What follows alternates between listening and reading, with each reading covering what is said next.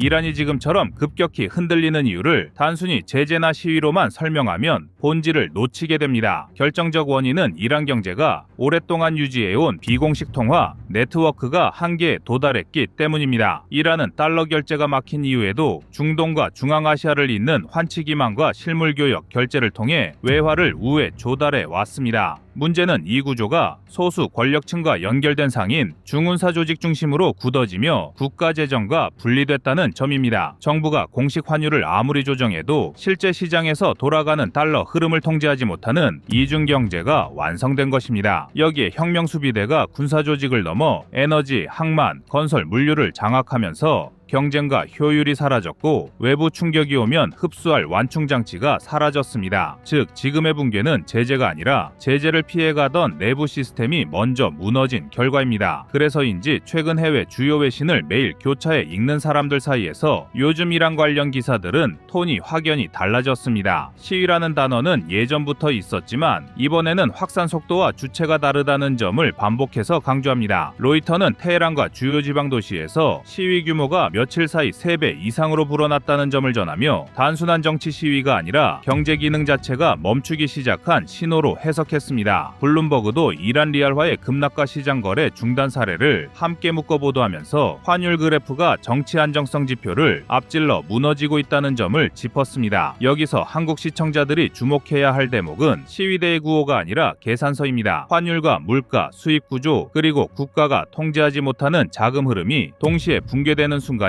왔다는 판단입니다. 국내 전문가들의 분석이 설득력을 갖는 이유도 바로 이 지점입니다. 이란 시위의 출발점이 대학이나 소수 정치 세력이 아니라 시장 상인들이라는 사실, 즉 돈이 오가던 장소에서 셔터가 내려갔다는 사실은 정권에 대한 불만이 감정 단계를 넘어 생존의 문제로 넘어갔다는 뜻입니다. 이란의 공식 인플레이션은 50% 안팎으로 알려져 있고 자유시장 환율은 달러당 140만 리알을 넘나들고 있습니다. 이를 현재 환율로 단순 환산하면 1달러 약 1350원 기준 리알 가치는 사실상 계산 의미를 잃은 상태입니다. 정부가 생필품용으로 유지하던 낮은 환율 구간조차 무너지고 중간 환율은 사라졌습니다. 장사를 해야 하는 상인 입장에서 오늘 들여온 물건의 원가를 내일 계산할 수 없다는 뜻이고 이는 거래 중단으로 직결됩니다. 외신들이 이 상황을 두고 통제불능의 경제적 전염이라는 표현을 쓰는 이유입니다. 여기에 제재 구조가 겹칩니다. 이란이 보유한 외환자산은 약 1000억 달러, 한화로 약 135조 원 규모로 추정되지만 실제로 쓸 수 있는 비율은 10% 남짓에 불과하다는 평가가 반복됩니다. 환율 방어를 하고 싶어도 쓸 탄약이 없는 구조입니다. 문제는 여기서 끝나지 않습니다. 제재 속에서도 특정 계층은 낮은 환율로 달러를 확보해 자유시장에 풀며 차익을 챙겼고 이 구조가 고착됐습니다.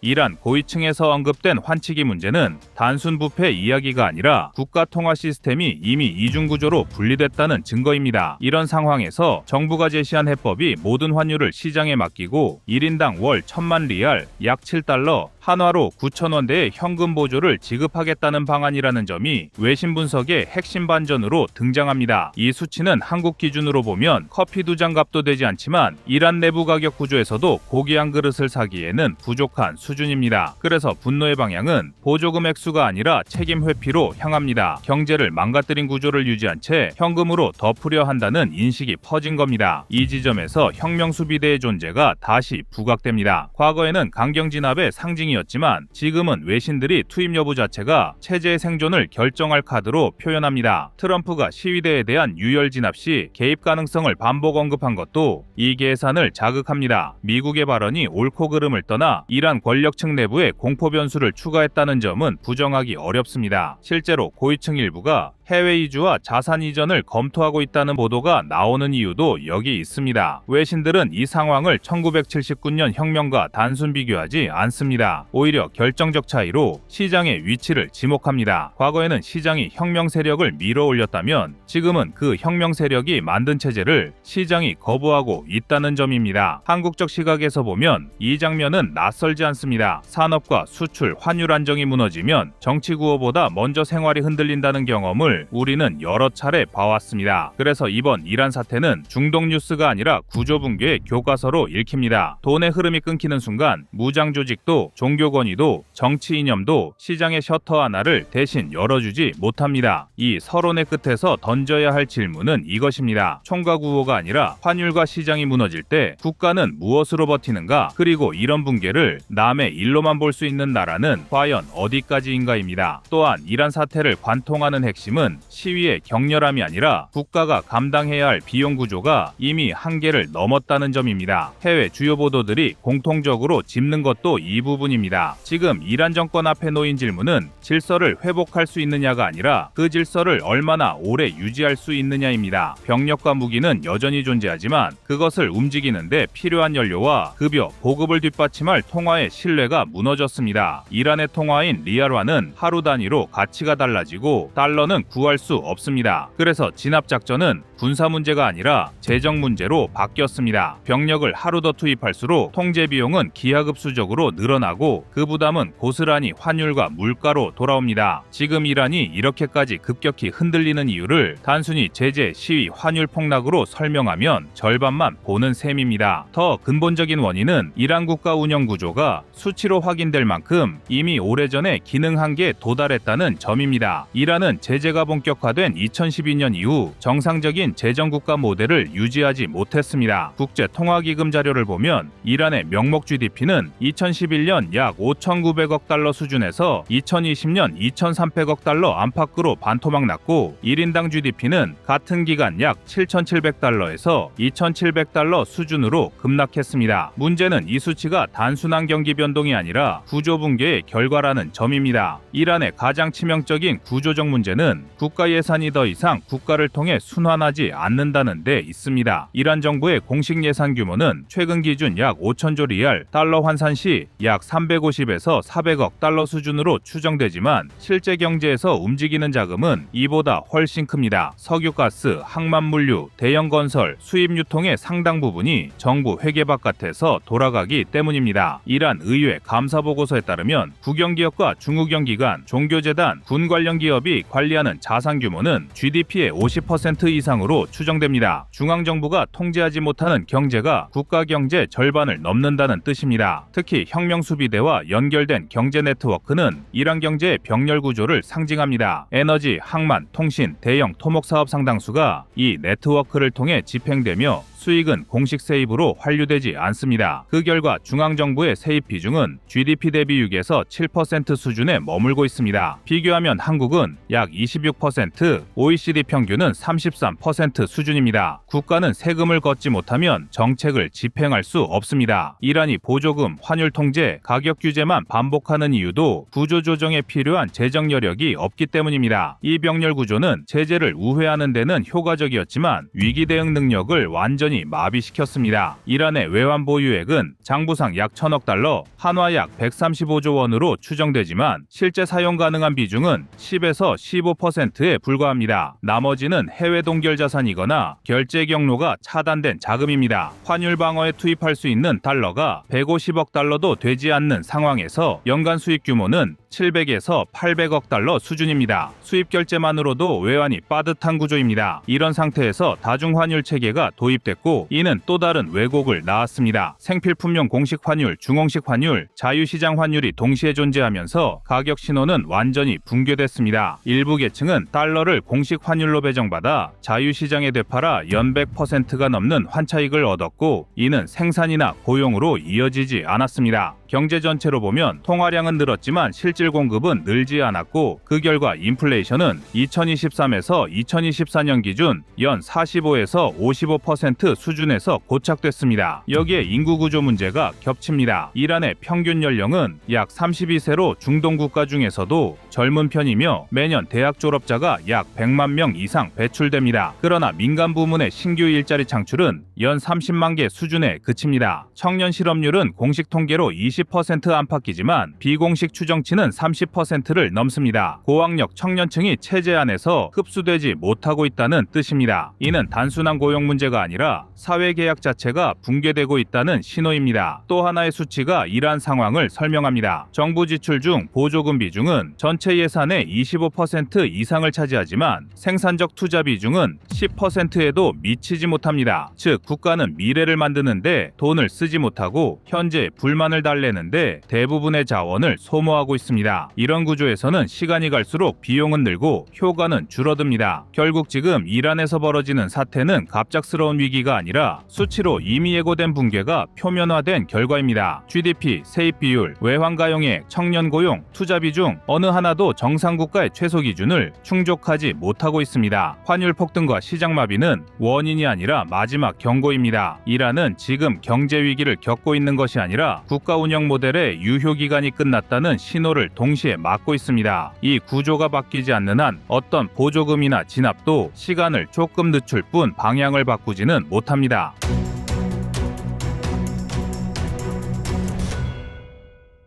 다음은 25년 6월 18일 이란-이스라엘 전쟁 총정리 영상입니다. 이스라엘과 이란의 충돌에서 가장 치열한 전장은 사실상 정보전입니다. 이스라엘의 모사드는 중동에서 가장 효율적인 정보기관으로 평가받으며 이란의 핵시설 및 군부 지도부에 대한 지속적인 정보 수집을 성공적으로 수행하고 있습니다. 특히 모사드는 이번 공격 수개월 전부터 이란 핵심 시설의 보안 시스템을 정밀하게 분석해왔으며 내부 협력자를 포섭해 결정적 순간에 방어 시스템을 무력화하는 데 성공했습니다. 반면 이란의 정보기관은 이스라엘의 이러한 활동을 완벽히 차단하지 못했습니다. 이는 이란 내부의 권력투쟁과 정보기관 간의 비효율적인 협력체계가 주요 원인입니다. 이란은 최근 몇 년 동안 지속적으로 이스라엘의 침투를 허용했고 핵과학자와 고위군 관계자들이 여러 차례 암살되는 사태를 막지 못한 것도 정보전에서 열세임을 보여줍니다. 이스라엘의 이번 공격은 표면적으로는 이란의 핵개발 억제라는 명분이 뚜렷합니다. 이란은 이미 우라늄 농축 농도를 60% 이상으로 높이며 핵폭탄 제조에 필요한 임계점에 매우 가까워진 상태였습니다. 국제원자력기구는 올해 초 이란이 60% 농축 우라늄을 274kg에서 불과 몇 달 만에 408kg까지 증가시켰다고 보고했습니다. 이는 핵탄두 제조가 가능한 우라늄 양을 이미 수배 초과한 상황으로 이스라엘 입장에서는 더 이상 방치할 수 없는 레드라인을 넘었다는 판단을 내린 것입니다. 이스라엘의 이번 공습은 역사상 가장 정교하게 설계된 군사작전 중 하나였습니다. 이스라엘 공군은 최신형 스텔스 전투기 F-35I를 주축으로 약 200여 대를 투입하여 테헤란 상공까지 침투했습니다. 특히 나탄즈 핵시설 등 이란의 핵심 전략 목표를 철저히 파괴하기 위해 제이담, 벙커버스터 폭탄, 그리고 AGM-158제즘 장거리 공대지 미사일과 같은 정밀 타격 무기들을 대거 투입했습니다. 또한 군사 전문가들이 주목한 것은 이스라엘이 사전에 이란 방공망을 정교하게 교란했다는 점입니다. 작전 수개월 전부터 이란 내부에 잠입시킨 초소형 드론이 이란 방공 시스템의 레이더 및 지휘 통제 네트워크를 혼란에 빠뜨렸으며 사이버 공격을 통해 통신 체계마저 마비시켰습니다. 특히 앞에서 언급한 것처럼 모사드는 이란군 내부자들을 포섭하거나 첩보를 이용해 실시간 정보를 확보하여 작전 성공률을 극대화했습니다. 이스라엘이 이번 작전에서 보여준 치밀한 군사적 준비와 첨단 기술의 결합은 단순히 군사적 타격을 넘어 전략적 우위를 과시하고 향후 중동에서 이스라엘에 대적할 세력에 대한 명확한 경고가 됐습니다. 이스라엘의 공격 직후 이란도 즉시 대응 공격을 개시했습니다. 이란 혁명수비대는 보유한 최첨단 중거리 미사일 샤하브3 및 파테 110 계열의 미사일을 텔아비브를 포함한 이스라엘 핵심 지역으로 발사했습니다. 드론 공격 역시 병행됐지만 이스라엘의 방공 시스템 아이언돔과 최신 방어망인 다비드 슬링의 가동으로 실제 피해는 제한적이었습니다. 이란의 군사적 대응은 규모는 컸지만 효과적으로 상대를 압도하지 못했습니다. 이는 이란군의 기술적 한계와 정보전의 취약점을 명백히 드러낸 사례로 평가됩니다. 또한 미국과 이스라엘이 수년 동안 이란의 핵심 전략 시설에 대한 해킹과 사보타지를 지속적으로 수행해왔기 때문에 이란의 대응 능력이 이미 제한돼 있던 상태였습니다. 결국 이란은 군사적 대응을 통해 내부 결속과 국제사회의 저항 의지를 과시했으나 군사력 차이로 인한 한계점을 절감한 상황입니다. 그럼 이스라엘의 현재 상황에 대해 알아보겠습니다. 이스라엘 정치에서 안보는 늘 최고의 정치적 카드입니다. 이번 공격은 이스라엘 국내 정치 상황과도 깊은 관련이 있습니다. 네타냐후 총리는 현재 여러 가지 부패 스캔들과 정치적 논란으로 큰 위기에 처해 있으며 연립정부의 지지도도 급격히 하락하고 있습니다. 이스라엘 내부에서 불안한 정치 상황을 극복하기 위한 가장 강력한 카드는 언제나 국가안보였고, 특히 이란을 강경하게 타격하는 모습을 통해 국민들의 지지를 다시 확보하려는 전략적 계산도 담겨 있습니다. 이런 국내 정치적 위기 속에서 이스라엘 정부는 국민의 지지를 다시 결집할 수 있는 강력한 정치적 이벤트가 필요했습니다. 네타냐후 총리는 이러한 시점에서 안보 위기를 부각시켜 국내 여론을 결집하고 동시에 정치적 경쟁자들에게 압박을 가하는 전략적 선택을 한 것입니다. 이란에 대한 강력한 군사 행동은 이런 배경에서 기획되었으며 실제로도 이스라엘 내 국민 지지율 상승으로 이어지고 있습니다. 이스라엘은 최근 국제사회에서 외교적 고립 위기에 처했습니다. 프랑스와 사우디아라비아는 팔레스타인 가자지구 문제를 다룰 유엔 회의를 추진하며 이스라엘의 외교적 압박을 강화하고 있었습니다. 이런 상황에서 이스라엘이 이란의 핵 위협을 부각시킨 군사적 공격을 감행한 것은 국제사회의 관심을 팔레스타인 문제에서 이란 문제로 전환시키려는 고도의 외교적 전략으로 볼 수 있습니다. 실제로 이스라엘의 이번 공격 직후 국제사회는 즉각적으로 팔레스타인 문제보다는 이란의 핵 개발 위협에 대한 논의로 초점을 전환했고, 이는 외교적 압박으로부터 일시적으로나마 이스라엘을 해방시키는 결과를 가져왔습니다. 반면 미국은 이번 사태에서 공식적으로 개입이나 지원을 부인했지만 트럼프 행정부 이후 지속적으로 이란을 압박해온 미국의 암묵적인 승인 없이는 불가능한 작전입니다. 이는 미국이 중동에서 지속적으로 이스라엘을 전략적 동맹으로 간주하고 있음을 보여주는 사례입니다. 유럽 국가들은 표면적으로는 긴장 완화를 촉구하면서도 이스라엘의 군사행동에 강력한 비판이나 제재를 가하지 않고 있습니다. 이는 유럽 역시 이란의 핵 개발 속도에 우려를 표하고 있으며 중동에서 이스라엘이 가진 전략적 중요성을 무시할 수 없다는 현실 때문입니다. 결국 향후 국제사회는 적극적인 외교적 중재를 시도하면서도 이스라엘이 가진 전략적 입지를 무시하지 않고 일정 수준에서 이를 용인하는 태도를 유지할 가능성이 높습니다. 이스라엘이 이번 기습 공습에서 드러낸 가장 근본적인 전략적 목표는 단순히 핵시설 파괴 이상의 효과를 노린 것입니다. 사실 이스라엘의 궁극적 목표는 이란의 정권 안정성을 흔들고 내부 분열을 촉진하는 데 있습니다. 특히 혁명수비대와 최고 지도부의 핵심 인물을 정밀 타격함으로써 이란 내부의 군사적 지휘 체계를 무너뜨리고 정치적 혼란을 부추기려는 것입니다. 반대로 이란은 그동안 경제 제재와 국제사회 압박 속에서도 버텨오면서 핵 능력을 협상 수단으로 삼아왔습니다. 이란은 미국 및 유럽 국가와의 협상에서 핵 능력을 지렛대로 활용하며 경제적, 정치적 양보를 얻어내는 데 성공했습니다. 그러나 이스라엘의 강력한 군사적 개입으로 협상력이 크게 약화된 상태이기 때문에 이란으로서는 핵 능력을 다시 강화할지 아니면 외교적 타협을 선택할지 갈림길에 서 있습니다. 이번 사태는 이스라엘과 이란이라는 양국 간 대결 구도를 넘어 미국과 중동, 유럽과 중동 간의 복합적인 국제정세와 지역 안보 구조가 얽혀있는 매우 복잡한 문제입니다. 이스라엘은 전략적으로는 단기적 승리를 거두었으나 이 공격이 장기적으로 중동 지역의 안정성에 위협이 될 수 있는 위험성 또한 내포하고 있습니다. 군사적 우위를 과시한 이스라엘이 외교적으로도 주도권을 유지하기 위해서는 국제사회의 신뢰를 얻는 외교적 행보가 필수적입니다. 만약 이스라엘이 과도한 군사적 행동으로 국제사회의 비판과 제재를 받게 된다면 군사적 승리로 인한 이득은 곧 외교적 패배로 뒤집힐 가능성도 큽니다. 이란 역시 핵 개발 속도를 늦추고 국제사회와의 협상에 적극적으로 임해야만 외교적 고립에서 벗어날 수 있을 것입니다. 이스라엘이 이번 작전에서 사용한 핵심 전략은 정보기관 모사드의 철저한 정보전입니다. 이미 수개월 전부터 이란 내부로 소형 드론과 사이버 장비를 몰래 반입해 이란의 방공 시스템과 통신망을 사전에 마비시키고 있었습니다. 특히 드론을 활용해 방공망의 사각지대를 정밀 타격했고, 동시에 이스라엘의 첨단 스텔스 전투기들이 신속히 이란 영공에 땅에 침투할 수 있도록 정밀한 루트를 확보했습니다. 결과적으로 주요 군사지휘부를 제거하고 핵시설의 상당 부분을 파괴하는 성과를 거뒀습니다. 이스라엘의 공격 직후 이란은 즉시 보복을 선언하고 대규모 미사일과 드론 공격을 이스라엘 수도 텔아비브를 향해 가했습니다. 약 200기 이상의 미사일과 100여 대의 드론 공격으로 이스라엘 방공망이 일부 손상되었으며 민간인 피해도 발생했습니다.